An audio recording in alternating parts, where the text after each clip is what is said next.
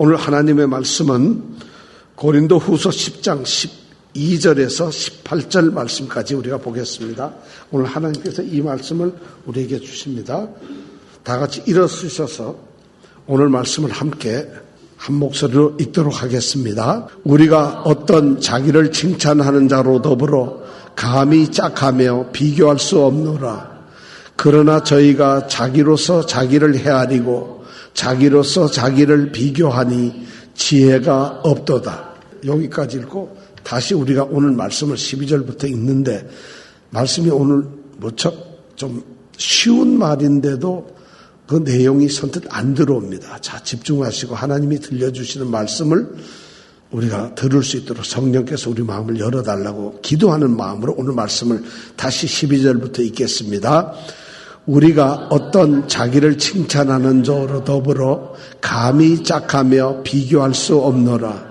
그러나 저희가 자기로서 자기를 헤아리고 자기로서 자기를 비교하니 지혜가 없도다. 그러나 우리는 분량 밖에 자랑을 하지 않고 오직 하나님이 우리에게 분량으로 나눠주신 그 분량의 한계를 따라 하노니 곧 너희에게 이른 것이라. 우리가 너희에게 미치지 못할 자로서 스스로 지나쳐 나아간 것이 아니요 그리스도의 복음으로 너희에게까지 이른 것이라. 우리는 남의 수고를 가지고 분량 밖에 자랑하는 것이 아니라 오직 너의 믿음이 더할수록 우리의 한계를 따라 너희 가운데서 더욱 위대하여지기를 바라노라. 이는 남의 한계 안에 예비한 것으로 자랑하지 아니하고 너희 지경을 넘어 복음을 전하려 함이라.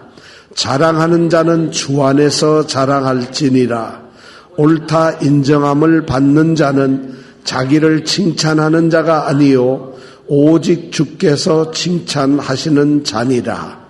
아멘. 자, 오늘 읽은 말씀이 전부 다 7절인데, 자, 7절 중에서 여러분 딱 금방 마음에 와닿고 딱 이해할 수 있는 성경 구절이 뭐죠? 몇 절이에요? 12절? 15절? 제가 보기엔 17절 정도 아닌가 싶어요. 자랑하는 자는 주 안에서 자랑할지니라. 이 말씀을 여러분 제일 이해하기가 쉽죠, 우선. 자, 자랑하는 자는 주 안에서 자랑할지니라. 자랑하는 자는 주 안에서 자랑하라. 오늘 이 말씀을 제목으로 해서 이 말씀을 우리가 한번 생각을 해보려고 합니다.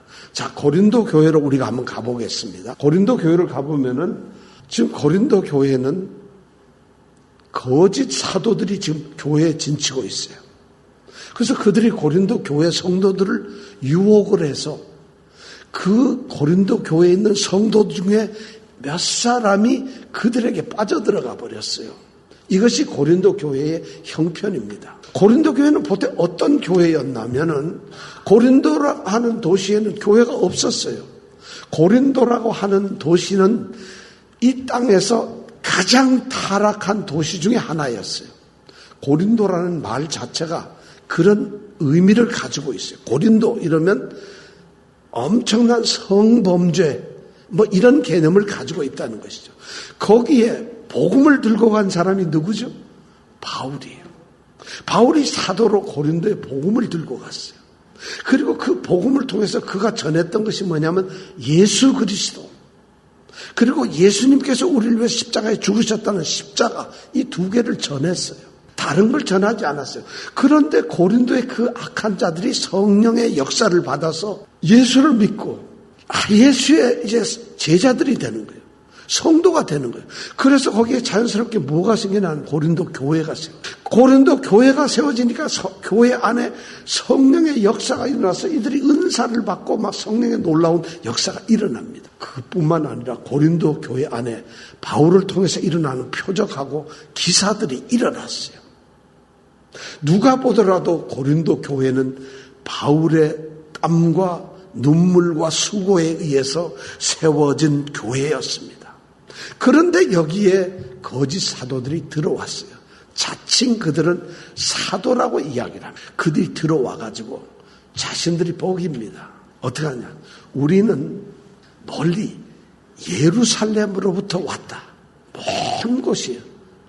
그러면서도 가장 좀 권위 있고 의미 있는 곳이잖아요. 예루살렘으로부터 왔다. 뿐만 아니라 예루살렘에 있는 유명한 사람들이 우리에게 도장을 찍어서 추천서를 써줬다. 그래서 우리가 추천서를 가지고 왔다. 바울과 우리를 비교해봐라. 누가 더 사도답냐? 누가 더 이름이 있겠느냐? 누가 더 영광스러운 존재냐? 그뿐만 아니라 자, 우리가 설교를 하고 우리가 성경을 가르쳐 우리가 복음을 전하고 말을 할 때에 그들이 전하는 게 복음인지 아닌지 모르지만 그들이 설교를 하고 말을 전할 때 얼마나 유창하고 얼마나 감동적이고 얼마나 유식하고 얼마나 멋있는지 몰라요. 그래서 설교를 하면은 뭐 사람들이 눈물도 흘리고 감동을 완전히 받는 이게 설교지. 우리의 감정을 완전히 흔들어 놓는 그런 설교를 하는데 바울은 말에 졸하다 보니까 말이 시원찮아요. 인물도 그렇지만 말이 시원찮아요. 그러니까 누가 더 사도 같겠느냐. 더 놀라운 것은 그들은 말이죠. 예배를 하면서 또 교회 안에서 놀라운 이 성령의 체험으로 황홀경에 들어가는 모습을 보여줘요. 예를 들면 제가 이거 흉내내는 겁니다. 방언을 하는 게 아닙니다. 따따라 살바라 이런다 이거 예를 들어서. 그러니까 이 성도들이 볼 때 이분들은 굉장히 영적이로구나. 영적인 지도자구나. 그러면서 그들은 영적인 놀라운 체험과 그런 황홀경에 대한 경험을 성도들에게 자랑하면서 하나님의 종은 이런 정도의 영적 체험을 가져야 된다. 사도라. 이것이 진정한 사도가 아니냐. 바울 봐라. 말도 못하지. 바울이 무슨 영적 체험을 하는 걸 본 적이 있느냐. 그가 하는 게 뭐냐. 말씀 떠듬거리고 가르치다가 먹고 살려는지 어떤지 밖에 나가서 장막을 밤새 장막 만드는 일이 나고. 여러분들 생각에는 누가 사도 같아요? 누가 더 사도 같으냐고요. 생긴 인물이나 모든 것을 봐서 이 거짓 사도들이 그래요. 그런데 이 거짓 사도들의 목적이 뭐냐면 이 교회를 성도들을 세우고 그들의 믿음이 강건해지고 그들이 그리스도의 온전한 성도가 되게 하는 것이 목적이 아니라 그들의 목적은 교회를 장악하는 것이었어요. 교회를 자기의 소유로 만드는 것이고 교회 안에서 자기들이 머물면서 천년만년 즐기며 산 이것이 바로 그들의 목적이었다는 것이에요. 바울이 그러한 그들의 괴계를 알아차렸어요.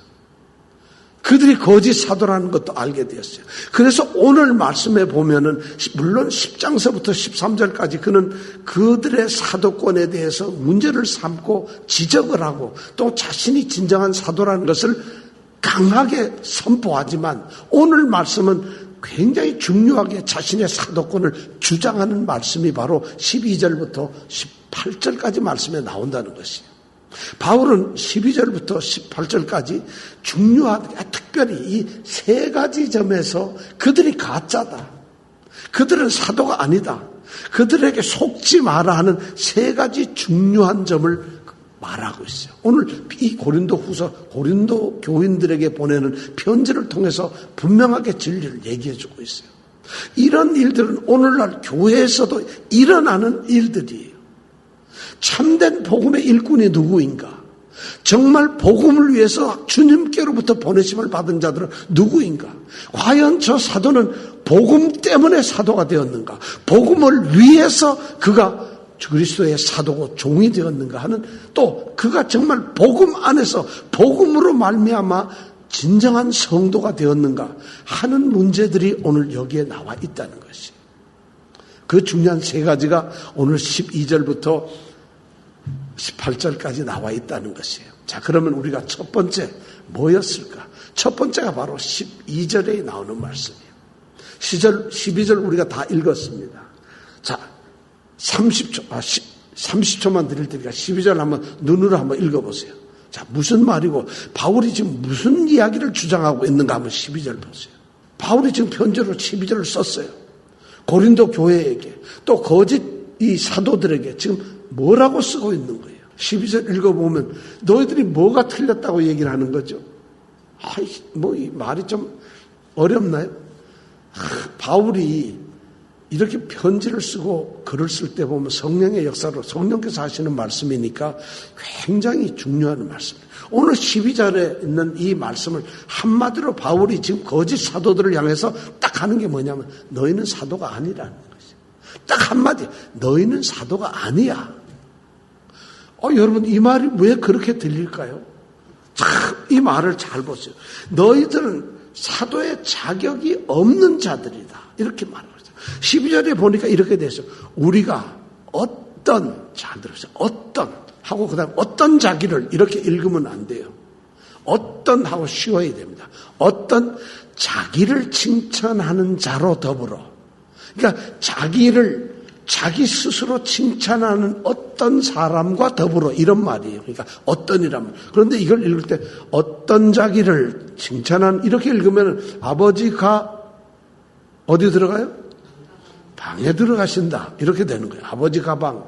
이렇게 돼. 그러니까 우리가 어떤 사람들이 있는데 그 사람들이 누구냐면 자기를 칭찬하는 사람들. 그들과 더불어 감히 짝을 하며 비교할 수가 없다는 거예요.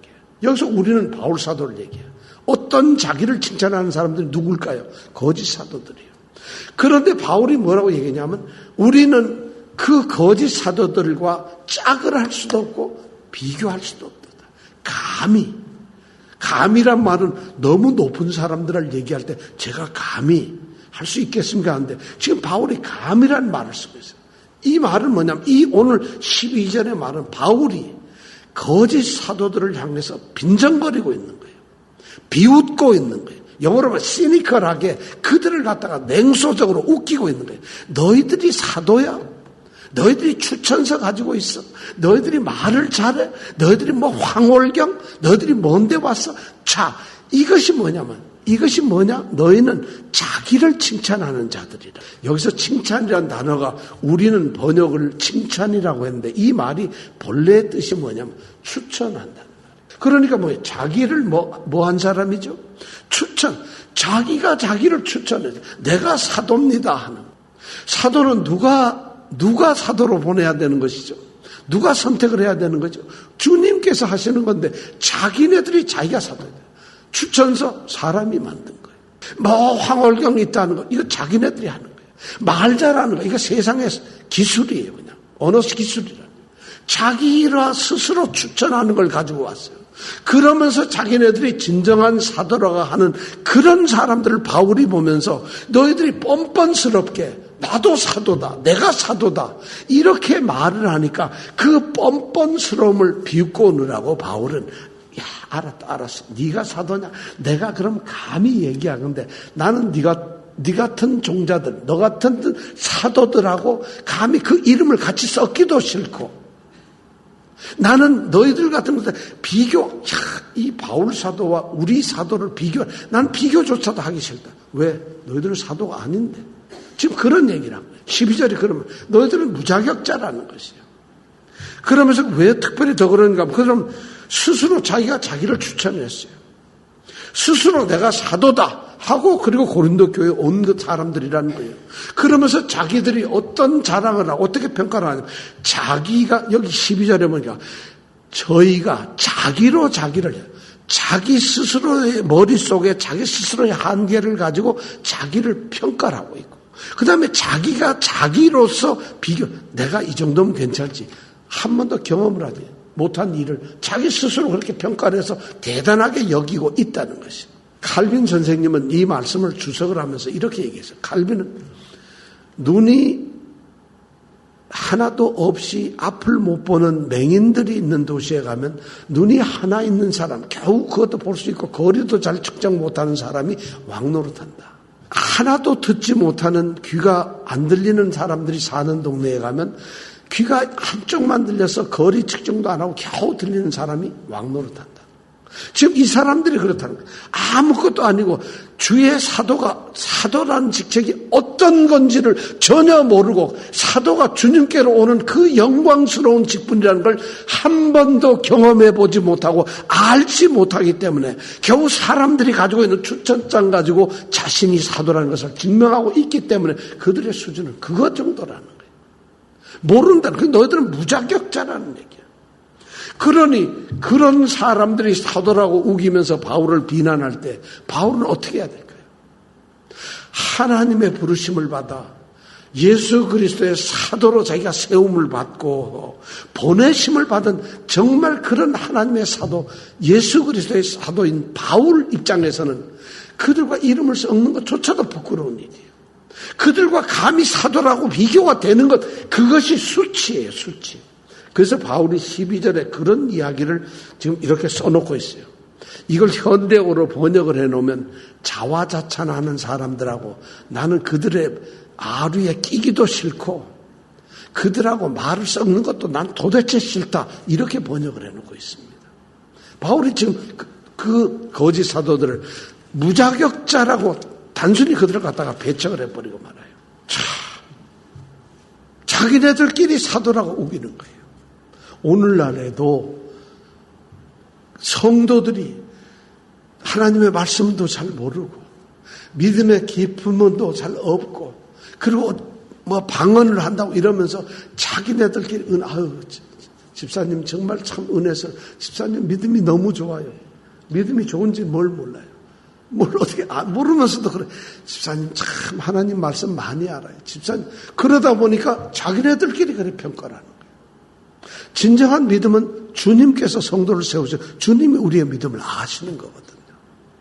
아무리 그들이 경건하고 뭐 이렇게 해도 사람들은 세상적으로 자기의 기준으로 평가를 못하는 거예요. 정말 놀라운 일은 우리 신사도 운동하시는 분들이 있죠. 신사도 그 아이협 같은 데 있죠. 기도죠. 그 신사도 운동은 한국에도 많습니다. 신사도 계열이 너무 많습니다. 그 신사도 운동을 하는 사람들의 이 장기가 뭔 줄 알아요? 여기 신사도 교회가 여기 A라는 교회가 있고 B라는 교회가 있어요. 그리고 여기 C라는 교회가 있어요. 그럼 A라는 교회 목사님이 나는 새로 주님으로부터 계시를 받은 사도다 이럽니다. 그럼 이 사람이 B라는 사람을 인정을 해줘. 너는 사도다. 그럼 이 사람도 당신도 사도입니다. 그래서 자기네끼리 인정을 해서 사도가 돼버려요. 그럼 C가 끼고 싶으면 거기서 뭐 돈을 받는지 안수를 하는지 뭘 하는지 모르지만 너도 사도다. 그럼 자기가 사도다. 서로가 사도로 인정을 해준 거예요. 미국에 있는 플로리다에 있는 목사가 한국 서울에 있는 목사를 당신은 사도입니다. 교회 가가지고 이 종은 그리스도의 사도입니다. 선언하면 그때부터 사도가 되고 이 사도님 저 사도님 그들이 그렇게 사도의 직책을 나누고 있다는 거예요. 오늘날 교회에서도 이러한 신앙의 평가가 잘못되는 게 있어요. 주님께로부터 받은 이 사도의 직분은 전혀 세상적인 것과는 다르다는. 바울이 그래서 고린도 교회 성도들이 분별하지 못하는 걸 보고, 왜냐하면 경험하지 못하고 알지 못하고 그 세계를 모르니까 자기들이 갖고 있는 그 거짓 사도들의 수준에서 똑같이 속아 넘어가지 말라는 것이에요. 진리로 평가해야 되는 것이죠. 그래서 바로 그런 사람들이 자기네들이 하는 걸 보고 바울은 어리석은 자들, 지혜롭지 못한 자들이라고 얘기해요. 이것이 바울이 그들을 무자격자, 너희는 무자격자들이야. 사도는커녕 아무것도 아니라는 것을 12절에 얘기하고 있어요. 그 다음에 두 번째 13절, 14절에 보면은 그들이 사도기는커녕 불법을 저지르는 자들이라고. 13절, 14절에 보면은 또 말이 어려워요. 분량밖에 자랑을 하지 않고 오직 하나님이 우리에게 분량으로 나눠주신 그 분량의 한계를 따라, 야, 이거 뭐, 굉장히 어려운 말이에요. 그 다음에 14절 가면 더 어려워요. 우리가 너에게 미치지 못할 자로서 스스로 지나쳐 나아간 것이 아니요. 이게 무슨 말이에요, 여러분? 참 어려운 말이에요. 근데 이 말이 뭐냐 하면은, 이런 말을 바울이 하면 이 거짓 사도들은 딱 무슨 말인지 알아들어요.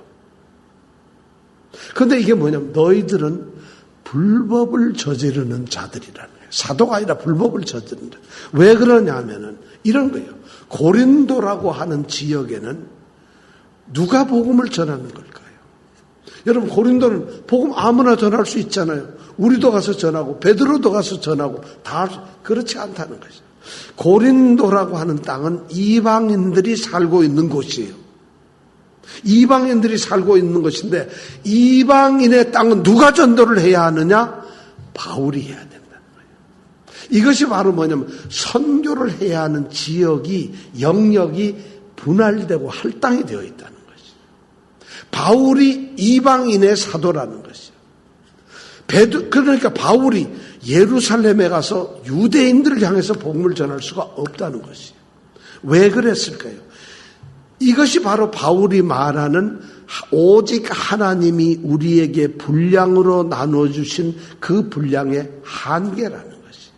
이방인 지역에서만 자기가 복음을 전하고 이방인들에게만 복음을 전하는 것이 자신의 한계고 분량이라는 것을 바울이 지금 이야기를 하고 있어요. 그런데 이 사람들은 그런 분량을 가지고 있지 않은 사람들이 와 있다는 것이에요. 왜 이런 문제가 생겼을까요? 여기에는 중요한 이유가 있습니다. 사도의 칙령이라고 하는 말이 있어요. 왜냐하면 사도들이 칙령을 내렸다는 것이에요. 이것이 어디서 나오냐면 사도행전 15장에 나옵니다. 사도행전 몇 장에 나온다고요? 25장? 15장. 네, 15장에 나옵니다.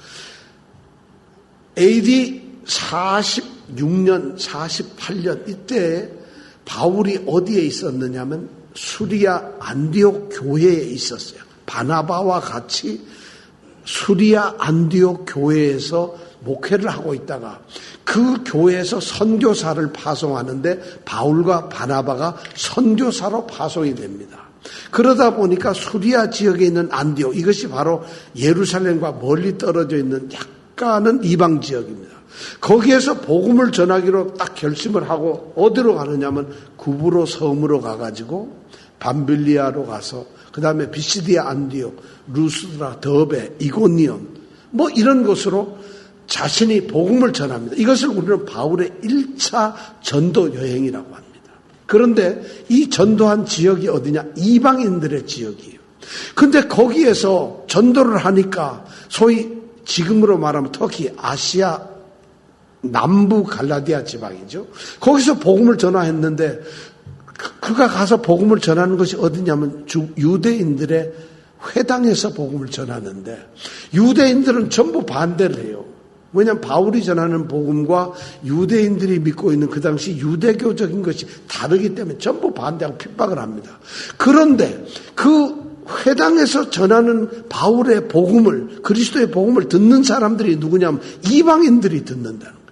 그래서 하나님이 선택하고 예정한 마치 우리 같은 사람들이 있는데 그들이 복음을 듣고 하나님께로 돌아온다는 것이죠. 하나님의 자녀가 된다는 것이죠. 자, 그래서 이 1차 전도 여행에 놀랄만한 폭발적인 일이 생겼어요.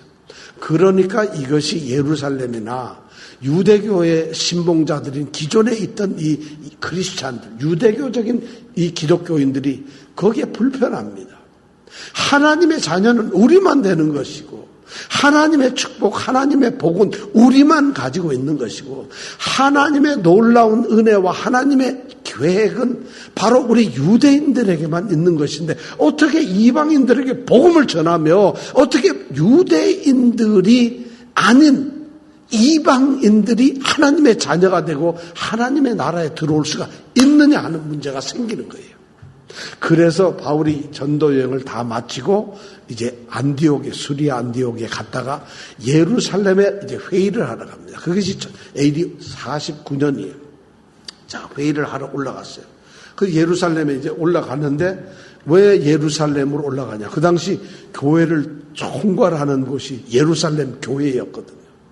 최고로 먼저 세워진 교회고 가장 큰 교회고 가장 상징적인 교회이기 때문에 예루살렘에 올라갔어요. 그런데 예루살렘 교회는 누가 있었을까요? 제가 있었을까요?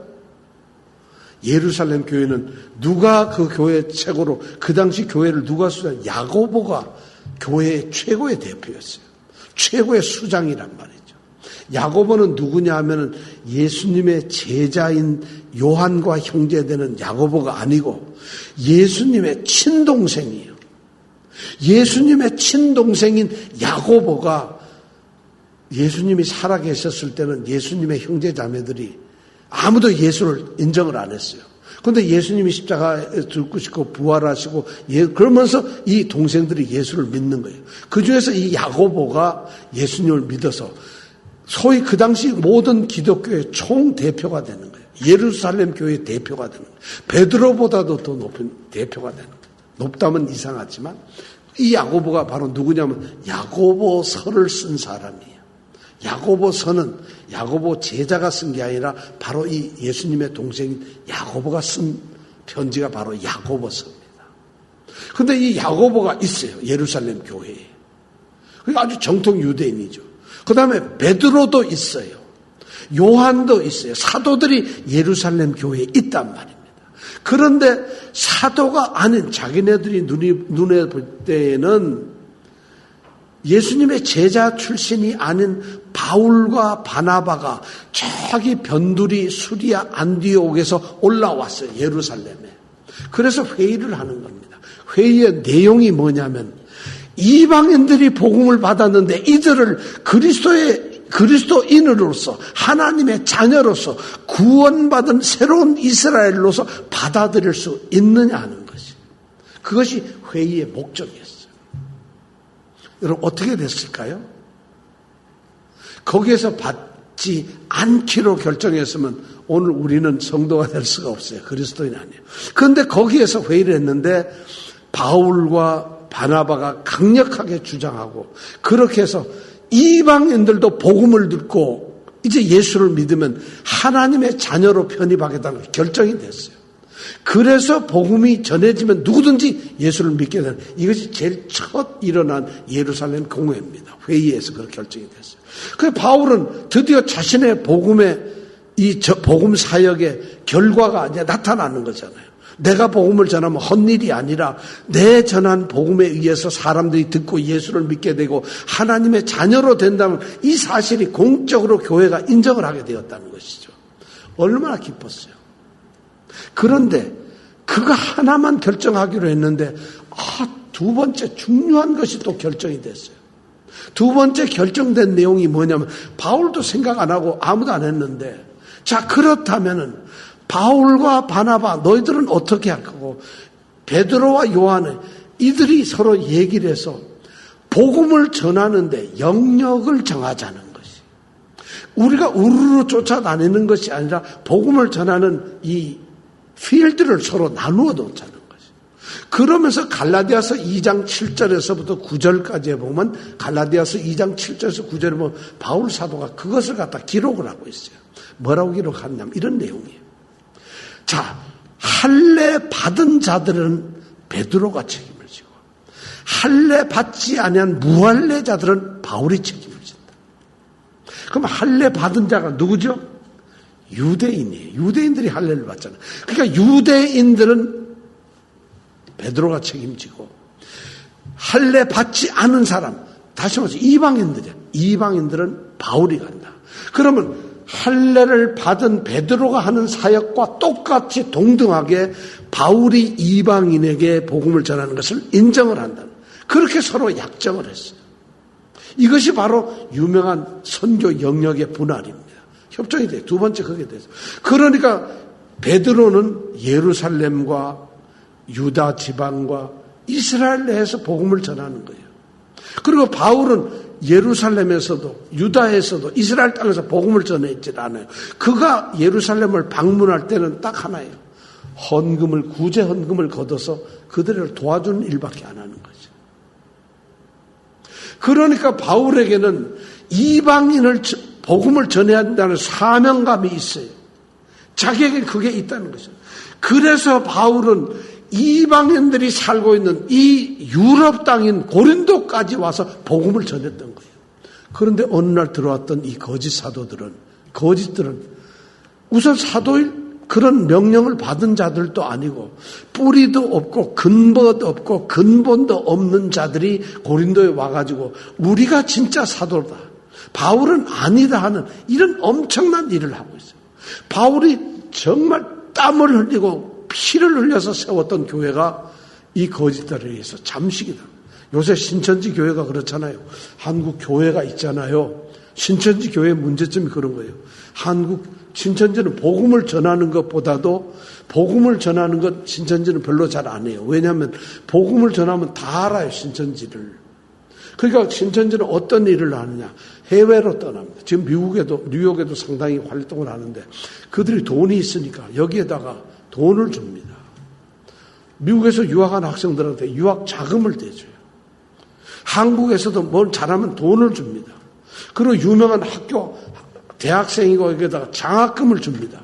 그러니까 옛날 통일교가 하던 시기죠. 그러면 걔네 젊은이들이 장학금을 받고 학교를 다니니까 자기도 모르게 신천지가 뭔지 빠져듭니다. 그리고 놀라운 거는 좀 작은 나라들, 좀 개발이 덜 된 나라에 가서는 돈을 주면서 개발 사업을 합니다. 거기에 정부 고위직원들과 뇌물을 주고 그들을 어울려서 거기에서 포교 활동을 합니다. 우리는 그거 못하잖아요. 그 신천지가 그런 일을 해요. 그러니까 복음을 전하는 건 안 되고, 그럼 국내나 이런 데서, 한국 국내에서는 신천지가 너무 발붙이질 못하니까 복음을 전할 방법이 없으니까 어떻게 하느냐. 기존에 있는 교회를 침투를 하는 거예요. 예를 들어서 우리 교회가 100명이다. 그런데 신천지가 한 50명이 들어옵니다. 신천지가 나중에 100명이 들어옵니다. 그럼 신천지 인원이 많아지죠. 그러면 뭐 재직회를 하고 당회라고 결정을 해도 걔네들이 다 장악을 해버리는 거예요. 이런 식으로 신천지가 포교를 하는데, 바로 이 거짓 사도들은 자격도 없는 것들이 고린도 교회를 세웠던 이 바울의 사도권을 흔들고 있어요. 그러면서 바울은 사도가 아니고 우리가 사도라는 것이에요. 그래서 바울은 이것은 우리의 분량이고 우리의 분량의 한계라는 거예요. 고린도 교회가. 그런 것을 바울이 지금 주장하고, 저들은 고린도에서 복음을 전하거나 고린도에서 복음을 외쳐야 될 자격이 없는 무자격 사도들이라는 것을 얘기를 하고 있어요. 세 번째는 뭐냐면 15절 16절에 있는 말씀이에요. 세 번째는 뭐냐면 15절 16절에 보면 이 거짓 사도들은 새로운 교회를 세우고 새로운 복음을 전해서 어떤 교회의 틀을 만들고 성도를 만드는 것이 아니라, 거짓 사도들은 다른 사람들의 수고에 의해서 세워진 교회, 그 열매를 따먹는 자들이라는 것이에요. 15절에 보면 그렇게 돼요. 우리는 남의 수고를 가지고 분량 밖에 자랑하는 것이 아니라, 바울이 지금 얘기를 하고, 우리는 남의 수고라는 거, 다른 사람들이 세우는 교회 가가지고 우리가 뭘 하는 이런 것이 우리의 사도의 역할이 아니라는 거예요. 거짓 사도들이라는 게 바로 그걸 하고, 바울이 수고로 거두어놓은 열매인 바로 이 고린도 교회에게 자신들의 열매인 것처럼 자신들이 우쭐거리고 자신들이 자랑하고 자신들이 소리를 지르고 있다는 것이에요. 바울은 그것이 도대체 말이 안 되는 것이잖아요. 남이 뿌려놓은 곳에서 자신들이 그것을 열매를 딴다는 거죠. 그들이 바로 목적이 뭐예요? 고린도 교회를 장악하고 거기에서 머무르고 거기에서 모든 것을 누리는 것이 그 사람들의 목적이에요. 그러니까 거짓 이 사도들이 그런 짓을 하고 있는 거죠. 바울은 그래서 15절과 16절에 보면 자신이 이런 얘기를 해요. 내가 고린도 교회를 세웠지만 나는 고린도 교회에 머무르려고 하질 않는다. 바울이 진정 원하는 것이 뭐냐면 15절에 보니까 너희 믿음이 더할수록 자라난다는 것이죠. 자라나서 우리의 분량, 우리가 복음을 전해야 될 그 영역을 따라서 너희 가운데서 그것이 더 풍성해지고, 너희 믿음이 자라서 너희들이 우리를 도와서 우리가 더 복음을 전할 수 있도록 이것을 우리는 원한다. 다른 이 거짓 사도들은 고린도 교회에서 거기에서 이익을 취하고 거기에서 자신들의 영광과 명예를 취하지만, 바울이 말하는 고린도 교회에서 원하는 것은 그들의 믿음이 성숙하고 자라서 그 성숙된 믿음으로 말미암아 자신이 또 다른 지역에서 믿음의 이 선교의 지경을 넓히도록 후원을 받겠다는 것이에요. 전혀 생각하는 게 다르잖아요. 바울에게 있어서 교회를 세우는 것도 너무 중요해요. 그렇지만 바울은 바로 세워진 성도들을 세우는 것이 더 중요하다는 생각을 가지고 있어요. 오늘 보면 선교나 전도를 나가는데, 선교 가고 전도 가는데, 어제 들어온 사람이 선교도 가고 전도도 사실 뭔지 잘 몰라요. 자신의 믿음이 세워지지 않고 자신들이 더 성도로 믿음이 깊어지고 성도다워지질 않고 하나님의 말씀도 잘 모르고, 그러니까 전도를 못하는 이유가 두려워서 잘 몰라요. 전도해서 예수 믿어서 어쩌려고요. 어쩌기는 어때 믿으라니까 이럴 수는 없잖아요. 전도를 한다는 것은 내가 믿음에 대해서 많이 아는 것이에요. 여러분 전도하실 수 있어요? 전도하실 수 있냐고요?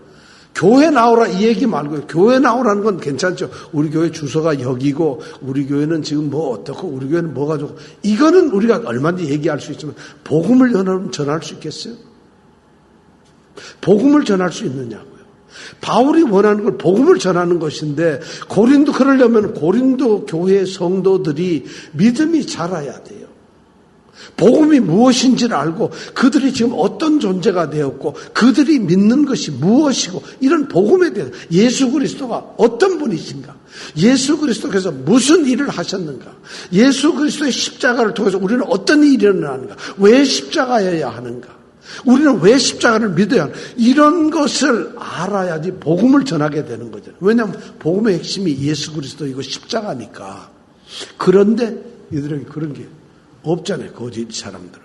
그러니까 이 고린도 교회가 그들은 욕심이 딴 데 있는 것이죠. 바울은 그래서 얘기를 하는 거예요. 복음을 전하기 위해서 너희들의 믿음이 자라기를 원한다는 것이죠. 너희들이 성숙되고 너희들이 성장되어서 정말 너희들이 그리스도가 보시기에 알맞은 정말 온전한 성도가 될 때 너희들의 기도와 너희들의 후원과 너희들의 믿음의 후원 덕분에 우리가 복음을 전해야 될 우리 분량의 한계를 따라 만방을 거쳐서 우리가 복음을 전하겠다. 이것이 바울이 고린도 교회에 갖는 꿈이었거든요. 그래서 바울은 실제로 고린도 교회에 뭐라 했냐면 자신이 로마도 가야 되겠다. 로마 교회를 자기가 로마를 복음을 전하고 로마에 가기 위해서 고린도 교회에서 도와주기를 원했어요. 더 놀라운 건 바울 자신이 땅끝이라고 생각했던 스페인, 서바나까지 가서 복음을 전하려고 하는데 물론 전했는지 안 했는지 우리는 그걸 모르겠습니다. 그런데 바울이 바로 고린도 교회를 통해서 그 일이 이루어지기를 바랐다는 거예요. 그런 바울의 생각과 달리 이 거짓 사도들은 열매만을 따먹는 탐욕스러운 존재라는 거예요. 그러니까 고린도 교회에 있는 지금 거짓 선지자는 누구냐? 그들은 무자격자들이고 불법을 저지른 자들이고 그리고 탐욕스러운 자들이라는 것이죠. 결코 사도가 아니라는 것이죠. 이것이 바울이 오늘까지 얘기한 내용들이에요. 그러면서 바울이 이제 결론적으로 얘기합니다. 거짓 사도들은 자신들이 수고하지도 않은 일들에 대해서 자랑을 하고 있다는 거죠. 고린도 교회에서 자기네들이 한 게 뭐 있어요? 그런데 자기들은 고린도 교회를 통해서 자기네들이 자랑을 하고 있다는 거예요. 그래서 고린도 교회를 통해서 나오는 영광과 명예와 열매를 자기들이 취하고 있어요. 그리고 그들이 자랑하는 것이 뭐냐? 세상적인 추천서고 세상적인 말솜씨고 그들이 자랑하는 게 뭐냐? 정말 그들이 하는 건 어떤 경험과 체험, 그들이 겪었던 그런 일들이 자랑거리가 되었다는 것이에요. 그렇게 자랑을 하는 그들을 향해서 그런 자랑을 하고 있는 그 거짓 사도들에게 꾀임에 빠져 넘어간 그 고린도 교회 성도들을 향해서 바울이 얘기하는 게 뭐냐? 나는 고린도 교회를 세우고 여러분들이 나의 자랑이라고 하면서 바울이 그들에게 하는 말이 이거예요. 고린도 교회 성도들을 향해서 사랑하는 성도들, 유혹에 빠진 성도들에게 묻습니다. 여러분들 17절의 말씀이에요. 자, 17절 같이 한번 읽어볼까요? 시작. 바울이 지금 고린도 교회 성도를 향해서 그래요. 너희들이 저렇게 속아 넘어갔는데 자랑하는 자는 주 안에서 자랑해라.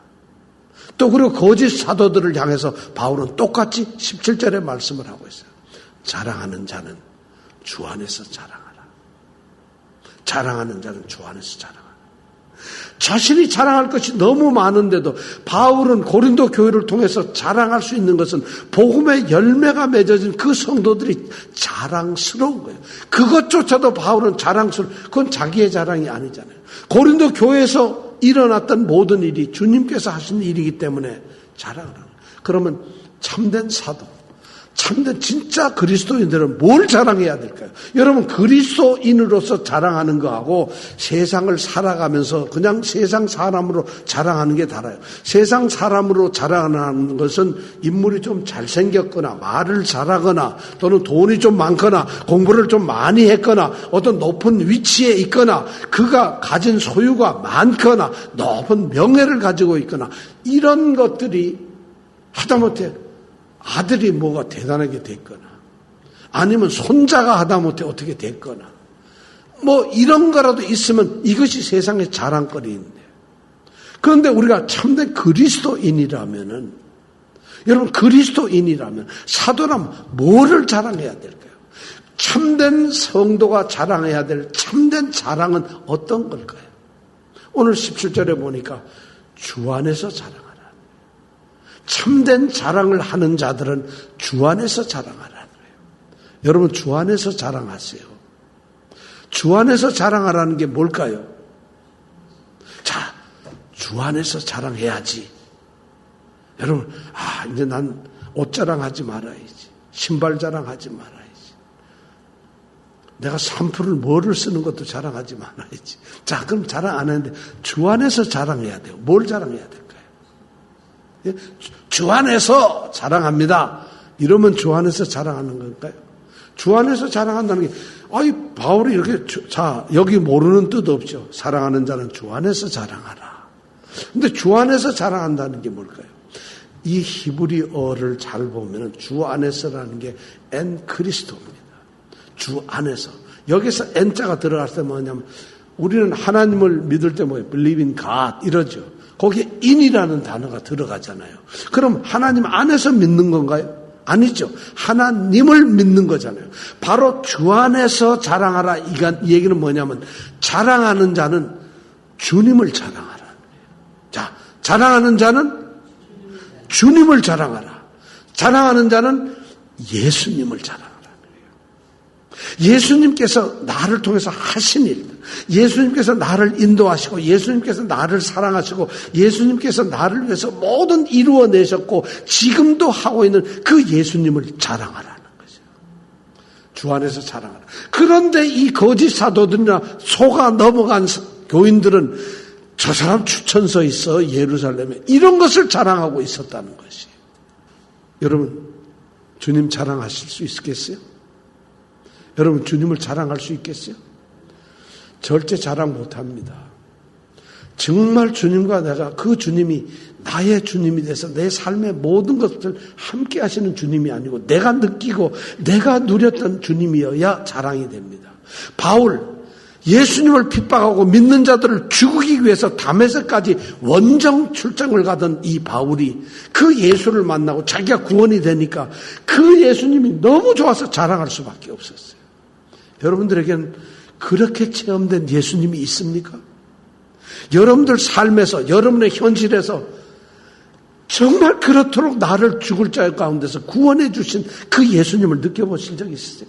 삶의 직장에서, 삶의 일을 하면서 예수님이 내 삶에 간섭하셔서 나를 갖다가 정말 어려운 환경에 있는데 그 환경을 주님께 기도했더니 주님께서 들어주셔서 바꾸어 놓은 이 놀라운 체험을 해보신 적이 있어요? 그러면 그분을 자랑할 거예요.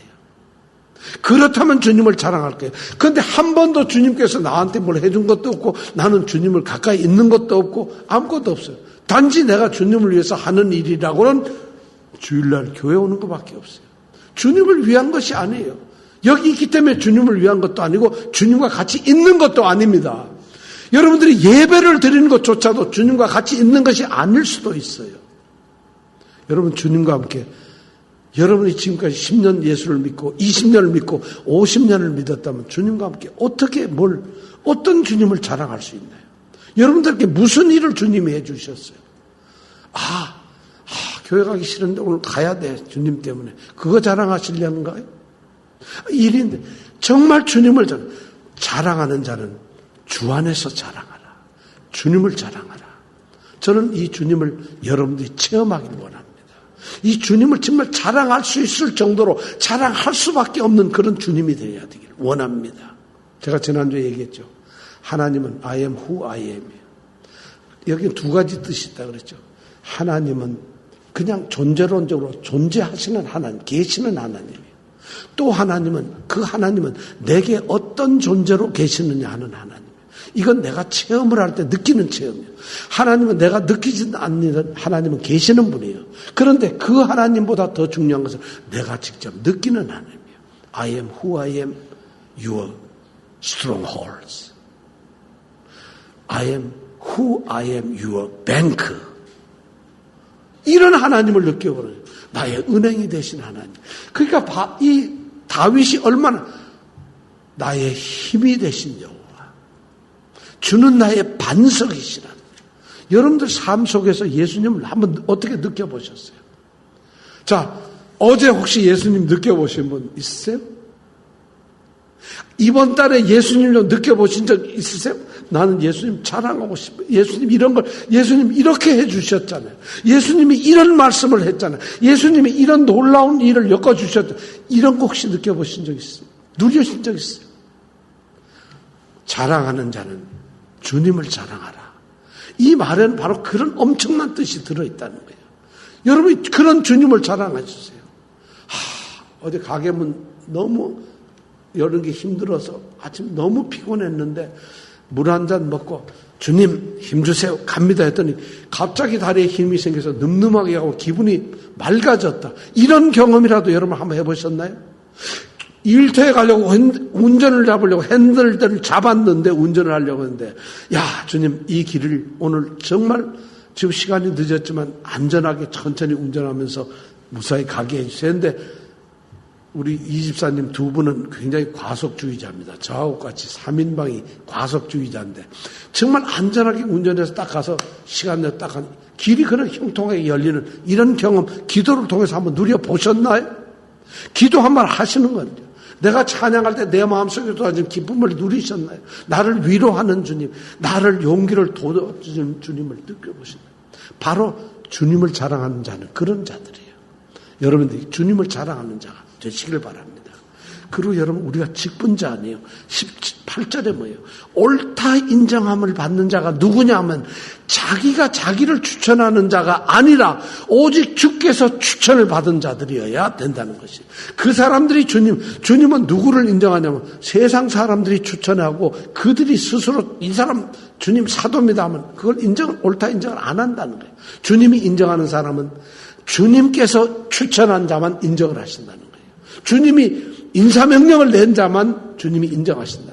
저는 우리 성직이 우리가 갖는 직분이 바로 주님이 인정하시고 주님이 우리를 권사로 집사로 장로로 목사로 세워주신 걸 믿는 거예요. 그렇게 받아들일 때 우리의 이 신분이 직분이 우리가 성도이고 우리가 직분을 가진 자고 이것이 하나님께 큰 축복이 될 줄 믿습니다. 우리는 자랑하는 자가 됩시다.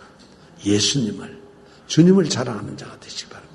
날마다 주님을 자랑할 수 있도록 놀라운 경험이 늘어나는 성도들이 되시길 바랍니다. 우리 함께 기도하겠습니다. 우리는 주님을 찾지 않아도 주님은 우리 곁에 계십니다. 주님, 이제부터 우리가 주님의 이름을 부르며 주님께 기도하며 주님을 찬양하며 나와 동행하는 주님을 느끼고 누리기를 원합니다. 내 옆에 계시는 주님, 내 앞에 서서 인도하시는 주님, 내 뒤에서 나를 힘차게 밀어주시는 주님을 우리가 누리고 깨닫고 그 주님을 자랑하는 성도들이 되게 하여 주옵소서. 아멘. 예수님 사랑합니다. 아멘. 주님 사랑합니다. 주님을 사랑하기 때문에 주님을 자랑하는 귀한 성도가 되게 하여 주옵소서. 아멘. 예수님 이름으로 기도드립니다. 아멘.